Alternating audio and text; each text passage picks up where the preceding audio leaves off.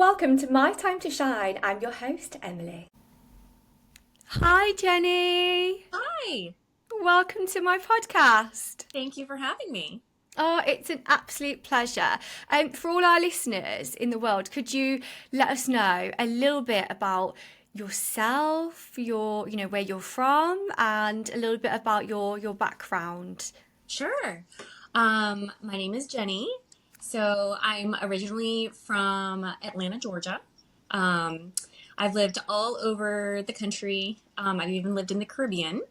Uh, Wow. yeah, I that was an amazing experience. I have Yeah. three kids, and I've been married for maybe 22 years. I don't know. We get old and we forget. I don't even really know how old I am. Um, Wow. but my kids are now 16, 14, and 13, boy, girl, boy. And they're doing great. Wonderful, thriving kids.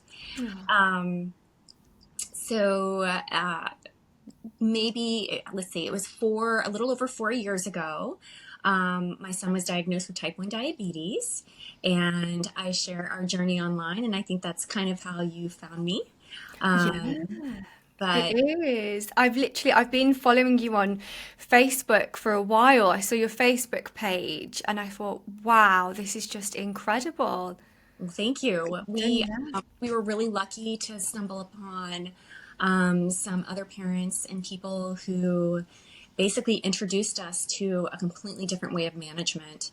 And it's changed our lives. And it's not only just changed Will's lives, it's changed our entire family's lives. Um, even extended family. So it's so amazing how food can change so much. Yeah, I want to rewind a second and go back to, so it was about 4 years ago you said that your son Yeah, was yes. diagnosed with type 1 diabetes. How did you know what were the signs to look for? Well, it was completely out of left field. I didn't Wow. even know what type 1 diabetes was. We don't have any diabetes in our family.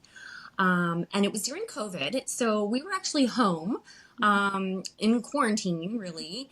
I was homeschooling, and I just felt like there was about maybe 3 weeks where I felt like there was something just wrong with Will. He just looked thin, he looked pale. I kind of thought, well, maybe it's vitamin D. He's not outside enough. Everybody, maybe he's, got a little virus. Hmm. Um, and then one day, my mother in law noticed that he was just drinking a lot of water. And I was like, well, I guess you're right. That's kind of weird. And so that night, I asked him when I was putting him to bed, I said, do you feel thirsty all the time? And he said, I feel like I'm a dog with a water bowl that's always empty. And I Wow. felt like there's that's not right. So I looked up kind of his symptoms online, and diabetes was one of them, but I still didn't really know what it was. I called the next day. I made a an appointment with this pediatrician, and I remember we were sitting in the car, and I had to call in because it was quarantine and let them know we came in like different time periods, so there weren't two people in the lobby at the same time. And she said, "So why are you here?" And I said, "Oh, Will's not feeling well. He's really thirsty. I'm just here to rule out diabetes." As if it was like, I didn't even know what it was. Wow. I read online that it could be diabetes, so I'm just here to rule it out. And we went in that day, and in that tiny little room, everything changed. She um, came, we went right in. She took a finger poke, and I guess the meter ran really high. And the nurse said, "Oh my, what have you been eating?" And I said, "Oh, well, he had a peanut butter and jelly sandwich before we came in." And immediately the doctor came in and took off her mask and said, I think this is type 1 diabetes, and you need to go in. We're going to, call the hospital. And still at the same time, I was like, okay, well, we've got this. And what do you mean I have to go to the hospital? Is it that serious? But I will say, Will said the most amazing thing, and it was in that moment that I will never forget. Um, I remember what he was wearing. I remember how he looked up. He looked at me, and he looked at the doctor, and he said, "Do you believe in God?" And she was like, I think she was kind of taken aback, and she was like, Yeah. "Well, actually, yeah, yes, I do." And she Wow. said, "Well, he's here. and he can see me and he can see my face and I'm going to be okay. And I mean, even in that moment when he said that, I was kind of like, well, this is not that big of a deal. You're going to be fine. I didn't have any clue what was going on. But over the next 48 hours, it was kind of like just this snowball of, whoa, what's going on? How did this happen? What do I need to do? And that's how our journey started. That must have been pretty scary. It was, I never was worried about his life at that point. Mm-hmm. He wasn't in DKA, which is diabetic ketoacidosis. Okay. So it's not like he had to go in an ambulance or anything like that. I think the most overwhelming part of it was just seeing him in the hospital bed and realizing that I was going to have to rely on a pharmaceutical, mm-hmm. which I kind of have feelings about in general, and a liquid. Like, basically they were telling me for the rest of his life, we're going to have to do these injections and, welcome to your new normal.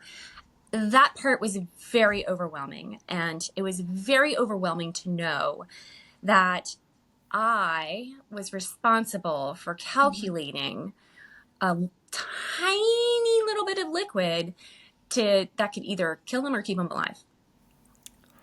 So that was the most overwhelming part for us. Yeah. Gosh. It's a lot, but we are in a great place now. And I don't know, I feel like everything happens. It's part of our story.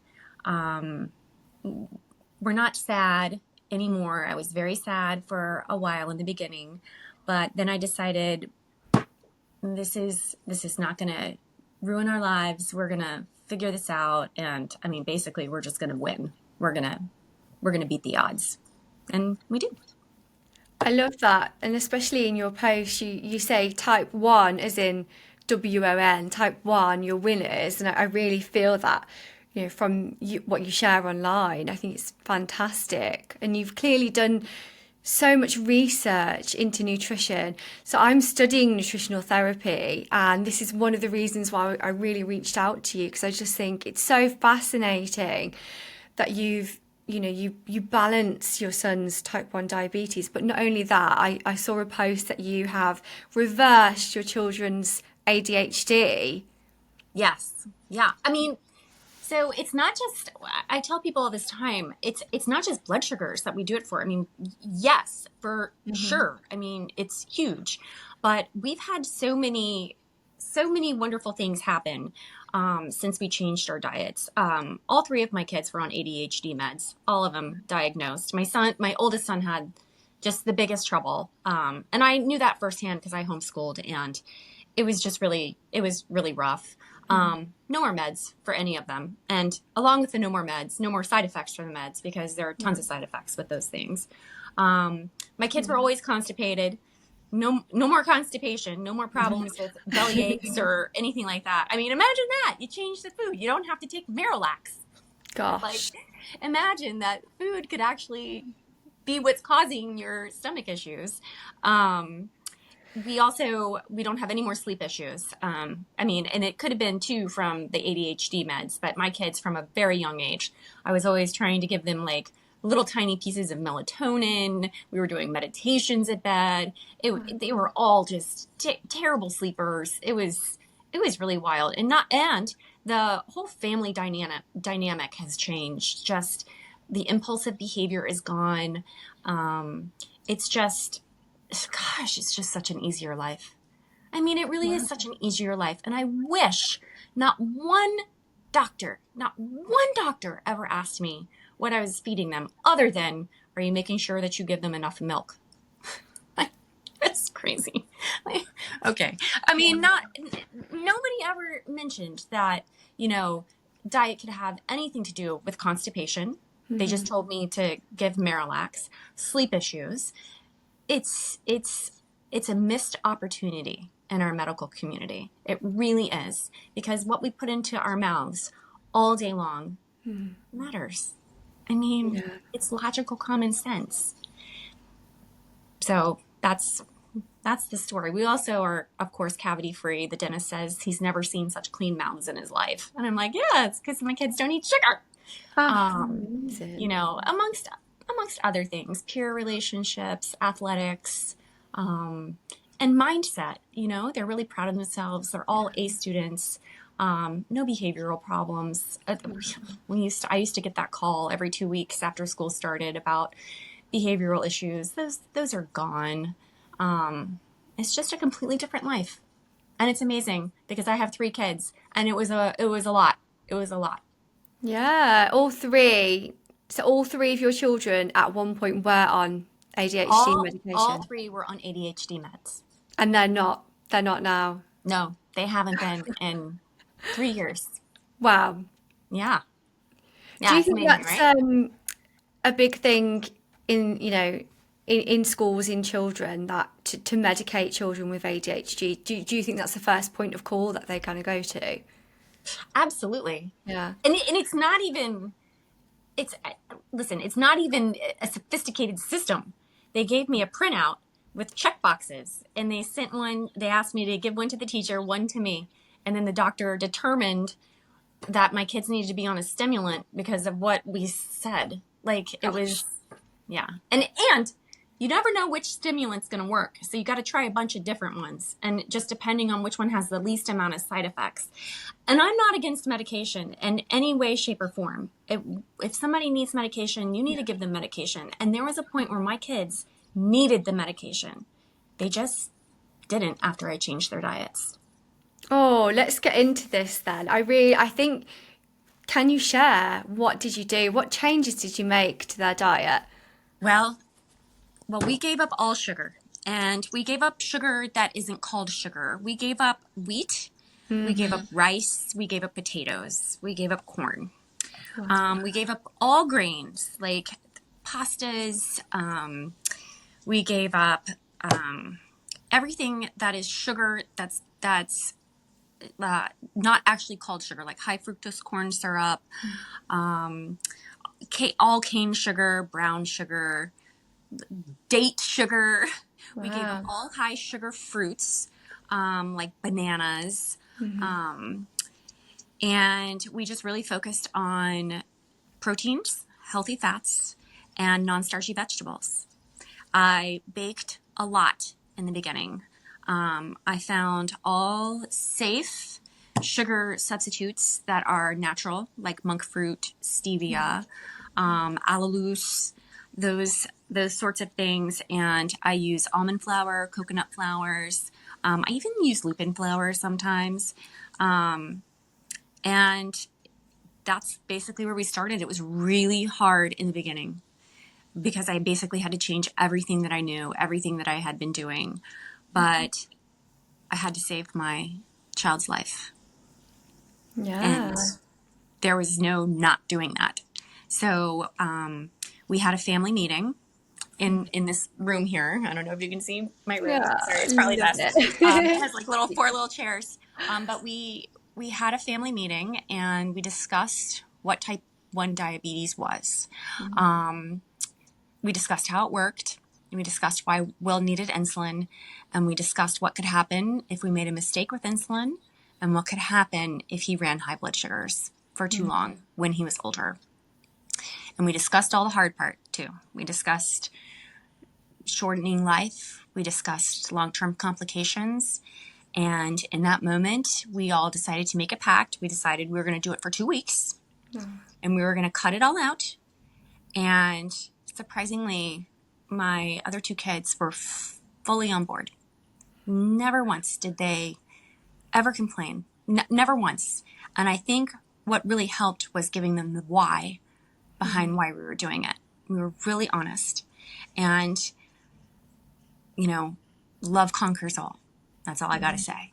So, sugar is extremely addictive. So I'm sure it's been proven to be more addictive than cocaine. And you have withdrawals, and it's very difficult, and it would be very difficult to do it by yourself. And we had our family, and I will be totally honest. My kids were stealing Will Smarties. They needed the fix. but we worked through it. And I really feel like breaking the addiction has taught them a huge lesson in life, just about addiction in general. At this point, my other two kids are older. They go out with friends. My 16-year-old drives. I don't hover. I don't tell them what they can or cannot eat. They make their own decisions when they're out.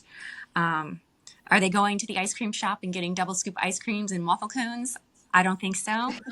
They do go out for like sushi and they eat the rice. I'm sure they eat French fries. But at home, we all eat as a family, low carb. And when we're out together, we all eat as a family low carb. My other two kids will occasionally get like maybe a baked potato or a gluten-free run. They're totally gluten-free because at this point, it's been so long that it doesn't really affect Will, if somebody's eating something differently. But I will say my husband and I are his diehard rocks. There's no cheating for us. I tell Will, we're going to type 1 until we're type done. So you and I, we are a team. I've got you. If there's nothing to eat, I don't eat either. We will figure it out. Like we've got each other. And it's been so life-changing for me too. I mean, I used to suffer from terrible anxiety. I was, in a bad mood. Like, I don't know. Like really, the food, it changes everything. Everything. It's really amazing. Yeah, that was going to be my next question actually. What difference have you noticed in yourself? But it sounds like it's changed a lot for you as well.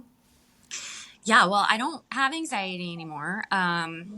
I don't have any sleep issues. I sleep like a bear unless I'm waking up to check on Will, and then I go right back to sleep. I don't know. It's just it's so simple for me to eat this way too. Like going out is never a problem. I've never been to a party where there hasn't been something for me. I mean, I really can't imagine going back. Like it's just a lifestyle now. It's just how we live. It's everything about it. I mean, my husband, he's the best. He calls me a gourmet chef, and I'm like almost like three nights out of 5 when we go out to dinner, probably twice a week. He'll say, "Wow, this is the greatest dinner. I mean, I just can't even imagine eating wheat again. Like, you gotta put this one on rotation." I mean, it's just so fun. Like everybody loves it. It's so wild. It's just a normal, hearty, nutritious way of eating. And I feel like humans have just gotten off the beaten path for so long and are following this food pyramid, which is a complete hoax and sham. And we just need to wake up to the reality that we're basically killing ourselves. If you look at all of the statistics of how everything's growing, type 2 diabetes doesn't even need to exist.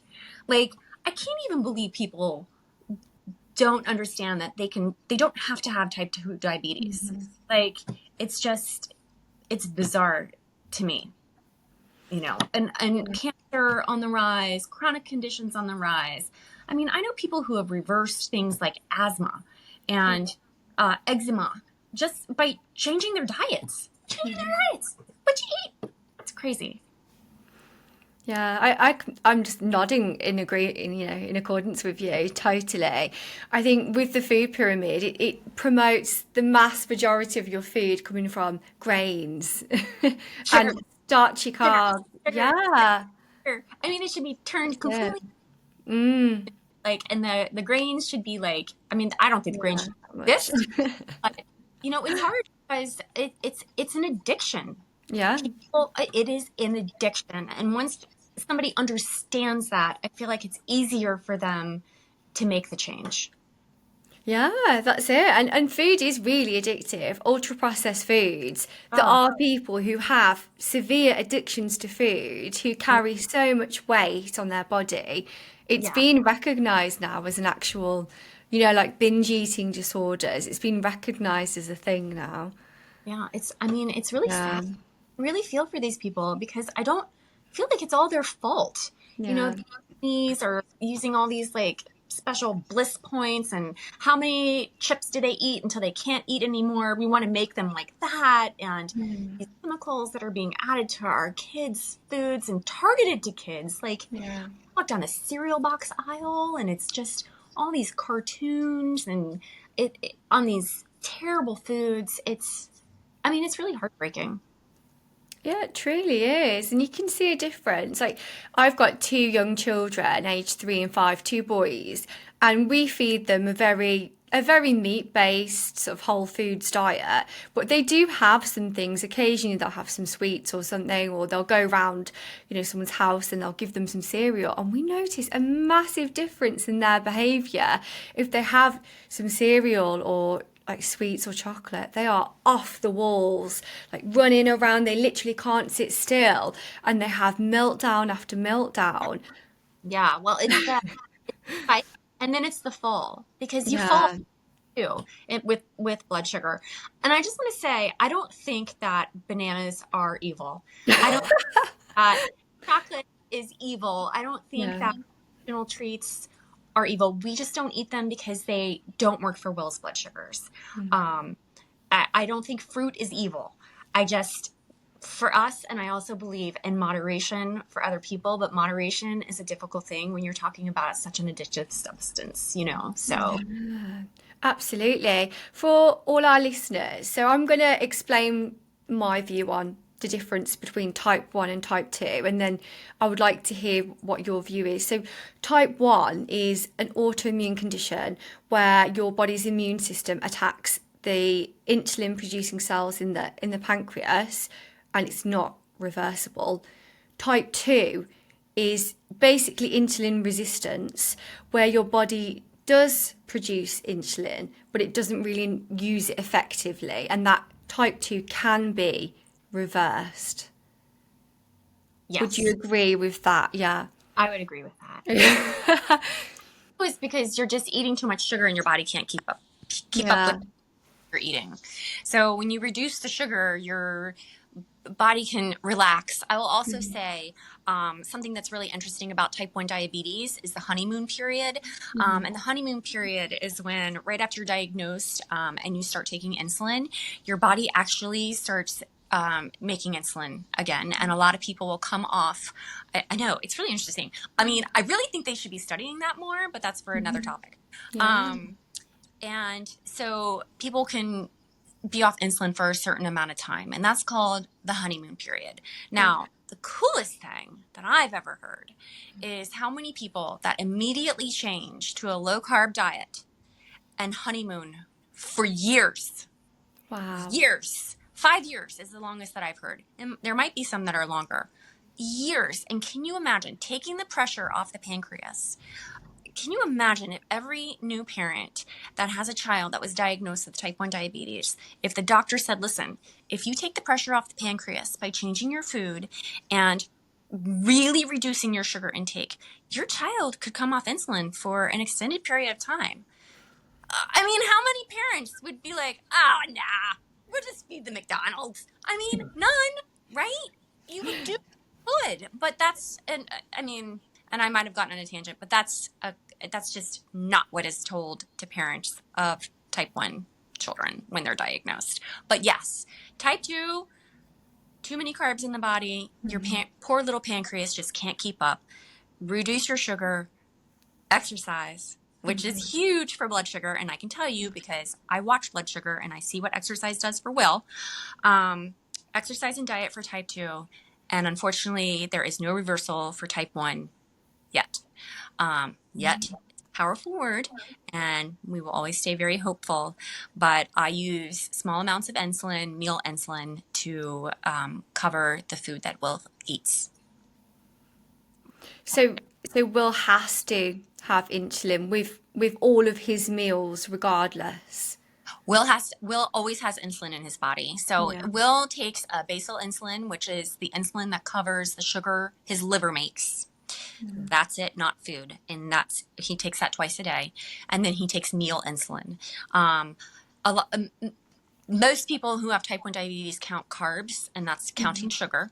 But since we are such a low carb family, we don't count carbs at all. I use very small amounts of Humalog, and I cover protein and fat. And for that, I use a different type of insulin called R insulin. So protein and fat will cause a rise 2 to 3 hours after eating. And the very small amount of carbs may cause a rise beforehand, which is why I use both insulins. They have 2 different action profiles.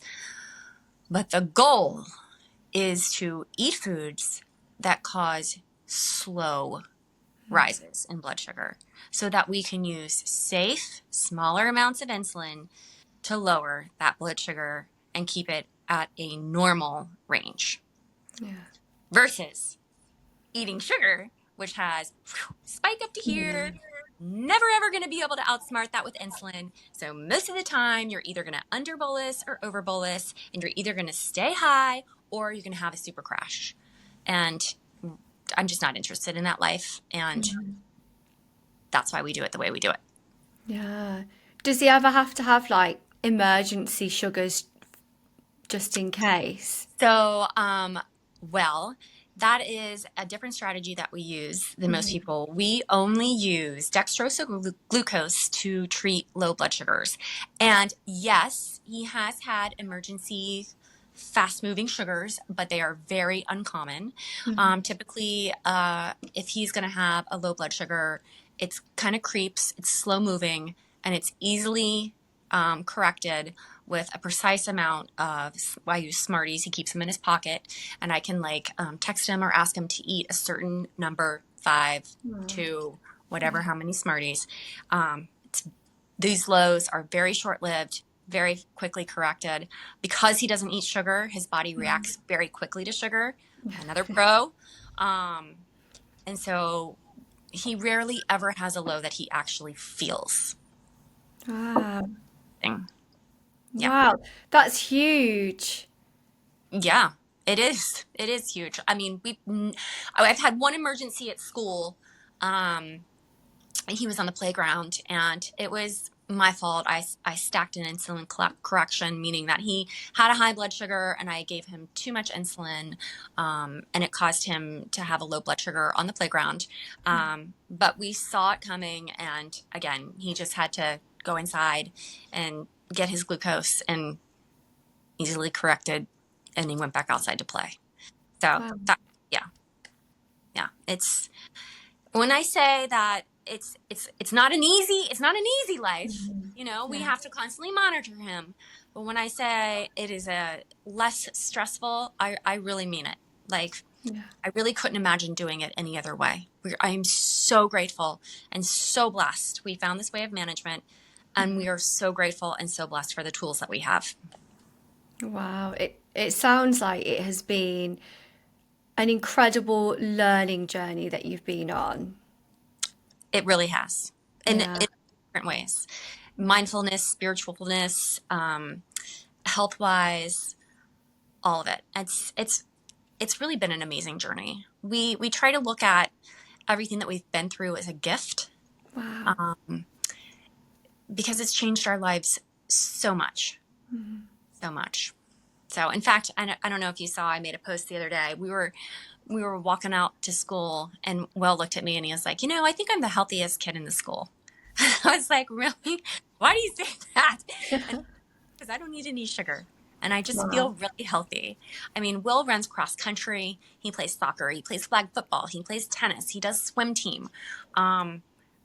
We don't have emergencies. I mean, in fact, we've been the last 3 years of swim team with no lows, during no lows at meets, no lows in the pool, no lows at cross country. Like, it is such a different way of life. So fat is our friend. Fat and protein keep our sugars, like sometimes I won't cover that if he has like a big activity day, because it will elevate the sugars and keep them steady. So a lot of people will panic because they had a high sugar lunch, took a bunch of insulin, and then their kid has like football practice after school. So they're sitting there like eating a bunch of jelly beans and honey buns to keep their blood sugars spiked, which seems like it would just feel awful to be playing sports like that. Where here's Will on the sidelines sitting at 90 and steady because he had a high protein lunch and I just held the insulin for his protein. So, you know, it's just a totally different way of life. It doesn't have to be a death sentence for Yeah. happy life, joy, living.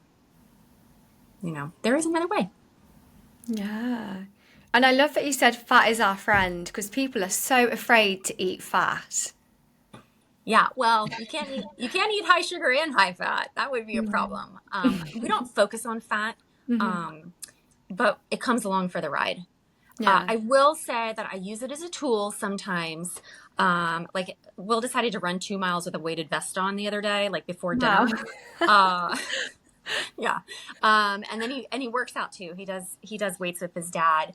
And so I gave him a low carb ice cream sandwich after dinner and didn't cover the protein in the dinner, but I used the fat from the ice cream sandwich, in hopes that it would hold him up overnight. And it did. So sometimes What's we an use it as ice a cream tool. sandwich? Because in my head, I'm thinking of a sandwich like two pieces of bread and Ah, ice it's cream. it's like two cookies with ice Huh? cream in the middle. It's like two cookies with ice cream in the middle, frozen. Oh, sounds delicious. Well, like some, yeah. Oh, lovely. Oh, I want to ask you about your artwork because I saw that's how I also found you on your Instagram as well. You share just incredibly You are beautiful so sweet. artwork. You are It so sweet. really, it Thank you. truly is. And I think, you shared a post saying that it helped you through everything that you've been through with your family. Like, tell us Yes. about that. Well, I always wanted to be an artist. My grandmother was an amazing artist, and she never sold her art. And I'm so lucky because my mother downsized and just had an attic full of her paintings. Um, and so I asked her one day, we moved into another home and we have this long hallway and we just had all this wall space. And I said, can I have some of her paintings? And she said, oh my gosh, you can have whatever you want in the attic. And I was like, oh, great. So I basically took them all and I have them all over my house. She was an oil painter. Um, and when Will was diagnosed, it was days shortly after. And I was very sad. It was very difficult. I felt Days very after she passed away. days after Will was diagnosed. My Okay. grandmother passed away many years ago. Oh, Um, and I was drinking a coffee and I was walking through the halls of my house where I have all of her paintings and I was looking and I felt like I was asking, I said, I just need some relief. Something needs to tell me that I'm going to be okay. And I really felt like her spirit came and whispered to me, just paint. oh, I never saw myself as an artist. I was actually terrible. I should post some of my first paintings. I was terrible, but I had taught my kids some homeschool art, and I knew that they could watch a video and draw like a picture of the Colosseum, and it looked good. yeah. So if they could follow a YouTube video, I thought maybe I could. And so I started following artists online and I started kind of copying how they painted. And one day it just all kind of clicked. I was very inspired. I live on a big pond and I have beautiful herons and birds. And I was very inspired by the cardinals and everything flying around. And so I started painting them. And I got really brave one day and I shared my art. And lo and behold, people liked it. So I started to kind of get proud of what I was painting and it just took off from there. And now for a long time, I couldn't call myself an artist just because I just didn't believe, I didn't believe I was a painter. I was a painter. But now I call myself an artist and I sell my art locally and online. And I feel so honored, that people want to buy my art. Like I feel, God, it's amazing that people feel a connection with my art to me and like that would want to hang it on their walls. And part of the joy of painting is painting the artwork, because in that moment when I'm painting, every other worry, everything I think about is gone. I'm just creating. And I feel like that's why my grandmother told me to paint, because she knew that I had to take my mind off what wasn't going right and focus on something beautiful instead. And it really, God, it just made all the difference. So the art of creating, and then just the amazing part of people wanting my art in their homes has been an incredible journey for me. Incredible. I feel so lucky. I feel so lucky. Oh, that's an incredible gift out of what can be perceived as quite a dark and stressful situation. Comes this beautiful light, relief and peace that you found. You can see when you talk about it, like you feel so passionate, and yeah, it's lovely. I mean, it's an amazing thing that happened to me. I tell Will all the time, you know what? Your type 1 brought me the gift of art, and I'm always going to be grateful for that. And he loves to watch me paint. He's actually an artist too. I think he should be an architect. He's like really good at that stuff. But I feel like all my kids are artists. And honestly, I believe that everybody is an artist. I really do. Listen, beauty lies in the eye of the beholder. I feel like everybody should paint. I really do. It's just such a lovely, wonderful way of just expressing yourself and finding peace and happiness and joy. It's just awesome. Yeah. It's very mindful, isn't it? You can't think about too much else while you're painting. You can't. Yes. And that's what I needed in that moment. Yeah. And still some days. For sure. Yeah. So, Do you believe in God? I do. And I will say, when Will was first diagnosed, I wasn't as spiritual as I am now. I spent a lot of time searching for stories of inspiration, of miracles, meaning of life. What does this all mean? How could this happen? What should I be doing? How should I be living? And for all of that, it has been a great gift too. Literally life-changing. Life-changing when you realize that there is something bigger in this life than what we see in our little minds. Something so much bigger. So, and I feel so grateful my kids all feel the same. Gives you hope, doesn't it? Yeah, it does. And a lot of people don't have hope. A lot of people. And I can't imagine not having hope. It's such a beautiful thing. I believe hope is a strategy. I really do. I believe our minds are powerful creators. And I believe what we give off is what we give back. I believe life is an echo. And I believe that perception is everything. The way we perceive things is how we feel and what we believe. And if you look for the good things in life, you're going to find more good things. So, yeah, it's been an amazing journey. Yeah, it is very much what you surround yourself with, because people say, watch what you feed your mind and watch what you feed your body, because you could be, eating the most organic, wholesome diet, but then stressing about news and all the stuff that's going on in the world. It is so easy to find the negative. I'm going to tell you this little thing that I do with my mind. I want you to imagine your thoughts like a chest of drawers. And each drawer can be a different thought that you have going on. For me, let's say one could be diabetes. One could be my art. One could be the news or what's going on in politics, but that's not really a drawer because I don't even think about it. I don't even go there. One could be, aging parents. I mean, that's a real thing. That's a lot. And one could be, just a vacation that's coming up. I have the capability of opening and closing drawers as I like.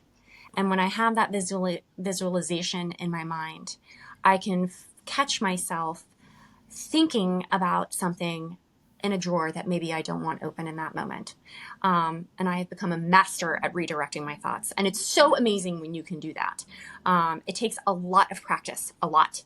But I close the drawer and I open a drawer of happiness, or I open a drawer of something that I know that brings me joy. And I sit there and I deliberately think about those other things. And I'm not saying the diabetes or the aging parents drawers don't need to be opened. And they do. You have to think about those things, but they don't always have to stay there. That's just been such a powerful mindset tool for me. And if you want, I'll tell you one that I do with Will. Yeah, So, tell us. so I read a book by a guy called The Energy Cure. I think his last name is Bernstein. Not Bernstein, but Bergstein. Okay. And you'll have to check that on me. It's called The Energy Cure. But what I took away from it was he does this this thing with his mind called cycling of thoughts. And he comes up with 5 to 15 different things that brings him happiness, or 5 to 15 different things that he wants to manifest in his life. And it takes a minute to think of all of those things. So this takes practice too. But whenever you're feeling stressed or worried, you can go to your cycle of thoughts. And Will and I do this all the time, especially in the car on the way to school. And I say, okay, you give me your 5 cycles. And he'll go through 5 different things that brings him happiness, or 5 different things that he is really excited about. So he may say, when he started, it would be things like, I love my dog, Marshall. But he has gotten so good at the cycling that now he'll say something like, I love it when Marshall breathes in my face because I'm scratching his ears, kind of thing. Or I love when it starts to get cold outside and I can see the birds in the trees because the leaves are gone, and I can see what their song looks like in the air. I'm like, oh my God, where did you come from? You have to be a poet. But the more you focus on the things that you love in life, the clearer and more elaborate they come. And it's just, gosh, mindset's such a powerful tool. And doing something like a cycle is such a reset. It's such a reset for your day. So that's why we do it kind of on the way to school. So, but anyways, there you go. 2 different mindset tools. How do you like them? That is so important. I think mindset really is everything, because we all have our own hardships to face in life. Everyone has some version of hard, everyone has a challenge to go through. Yes. And it's how you face it and how you see it. I think it doesn't really do anyone good to play the victim and be like a victim mindset. Oh, woe is me. My life is so hard. Because I think you can easily spiral down in a very negative cycle then. But exactly, like what you just said, it's the power of positive thinking, of really feeling gratitude and all the things that are beautiful in the world creates more of that. Yes. Yes. It's an amazing ripple effect. Like when you start focusing on the things that bring you joy, more things that bring you joy appear. It's amazing. Yeah. Oh, I'm going to give you some quick fire questions now. These are things Okay. I ask everybody, Okay. just to sort of wrap it up. So the first one is, do you have any rituals that you do daily? Ritual. I wake up 45 minutes before everybody else in my house, and I drink a cup of coffee in the dark. So that's what I do with my dogs. My dogs are there, but I really need that time, that alone time before the chaos starts. So I've got 3 kids. I got to make 3 lunches, get 3 kids out the door for school. And I just really appreciate that time. I do it on the weekends too. I really like the alone decompress time. What time do you wake up? On school mornings, I wake up at 6:20. Wow. Yeah. And I wake my kids up around 7. Oh, Yeah. I It's can very see important that. to me. Yeah, I totally relate to that. I Um, need that downtime. yeah, definitely. Especially because you've got 3 kids, you've got so much going on. You need that moment Yeah. to breathe. Scratch my dog's head. I look out at the pond. I love the time of day when the sun just starts to rise. I feel so lucky that I love waking up when it's dark, and then I know in 10 minutes the sun will start rising. I love that part of the day. Yeah, I love a good sunrise. Something so beautiful about it, isn't there? I love the sunset too. Two Yeah. times a day, my favorite. Oh, okay. Next one. Describe what wellness means to you. Um, I feel like wellness is in the mind. I really do. Um, I feel like if you believe you are well and you believe you are healthy, whoops, I'm sneering, your body will follow.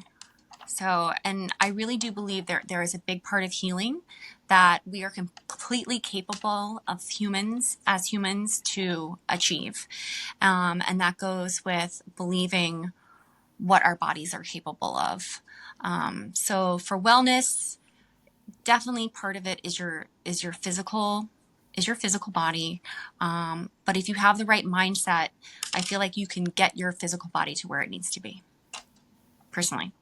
And I mean, when I go back and tell you, when you asked me if I believe in God, and I told you I did so much soul searching on the meaning of life and what it means. I did a lot of searching on radical remissions from disorders, conditions, illnesses that are said can't be cured. And what I found was amazing. So I believe a lot of our healing lies within, a lot, and our belief in what will make us well. Yeah. Wow. Very, very powerful. I think that really ties into the belief in God as well, because believing in something bigger than yourself, it gives you that ability to see the light at the end of the tunnel, I think. Yes, and realize that you're not alone on this journey. You have a purpose. There is a reason, and it's not just your power. There's like an entire universe. There is a entire God, whatever you want to call the higher power. People call their higher power all different types of things. It doesn't really matter to me. You're not alone. You're part of something so much bigger. So much bigger. And I think that's a really powerful thing to believe in. Yeah. Okay, so next question. Is there a message or top tips or anything you want to share with our listeners? So my first tip would be to question everything, especially when it comes to your health or the health of your children. Don't rely on one person to tell you how things are going to be or how you need to do things. You have the world at your fingertips with the internet and everything that is available to us. So make sure to do your own research and follow your intuition. Follow your intuition. If it doesn't sound right, it's not right. You have to do what you feel is right for your family as a parent or as yourself. You have to do what you feel right is for your situation. My other tip is you can't take care of anybody else unless you take care of yourself. I think that's really important, especially for parents like me who have complex medical children. Burnout is real. Feeling hopeless is real. And it's really easy for us to tip the cup or overflow our buckets when we're constantly giving. And there is nothing that's going to change or nothing wrong with taking time and healing yourself so that you can heal others. Oh, I felt like I needed to hear that. Yes. I mean, as parents, we feel like we have to give so much to our children.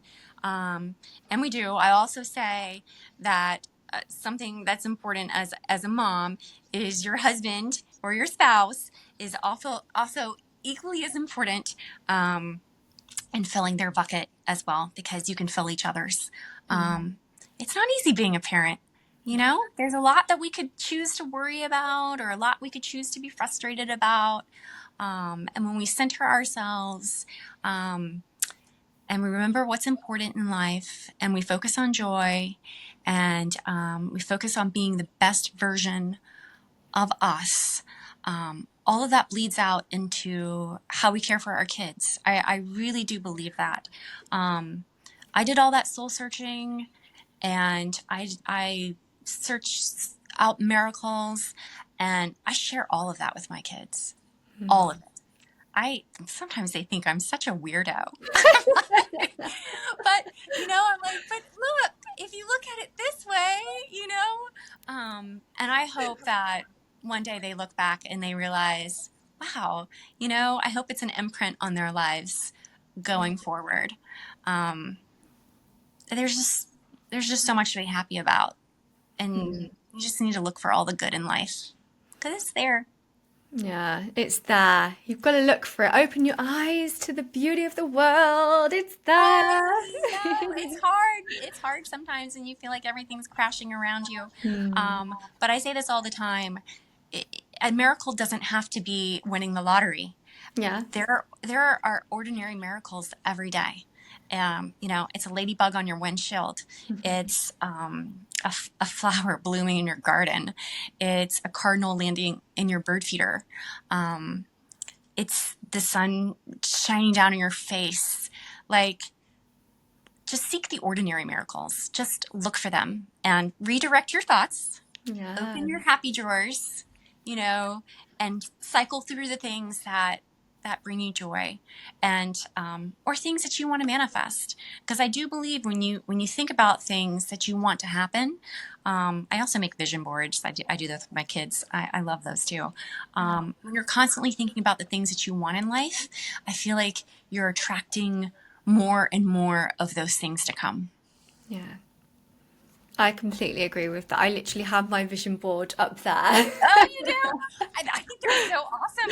Yeah. I need to do one with my boys though. That's a good idea. You've inspired me there. It's a fun little family thing. I was telling my husband, my 16-year-old, he's 16 and we're thinking about college and what he's going to do with his life. And he's so scattered all over the place. And I was like, look, let's just make a vision board and let's just organize the things that you want in life. And the great thing about a vision board is that it can always change. Nothing has to be set in stone. But just when you organize the things that you want, it's easier to think about them. And you don't feel so stressed out about, like, how am I going to get here? What am I going to do to this? It just clears a pathway and opens you up to thinking about more things that you want. Because that will never stop. Never. I don't think we get to a point where I mean that maybe that's a good thing as well. You don't get to a point where you're like, I'm completed, because there's always something new to learn. There's always something new. But I think that's the beauty. Like, there are always going to be things that we want in life. And how awesome is that we have so many things to look forward to? Yeah. And there's always another curveball around the corner, like, hey, there's this little thing to test you here. That's true. But without the challenges, we wouldn't have the triumphs. Mm-hmm. And nothing feels better than a triumph. Nothing. That's exactly it. Oh, where can our listeners reach you? Do you have social media? So yes, I do. I have a Facebook page where I share my family and Will's story. It's called Will and Goody / Our Smart Carb Life. And I have an Instagram page where I share my art story, and it's called Jennifer Dunlap Art. I'll be sure to link those in the show notes below. Thank you. Perfect. Thank you so much for coming on my podcast. Yes, well, it was such a delight to meet with you. Thank you so much for having me. It's really fun. It's been such a pleasure. And to all our listeners, make sure you all tune in next week for the next episode. Awesome.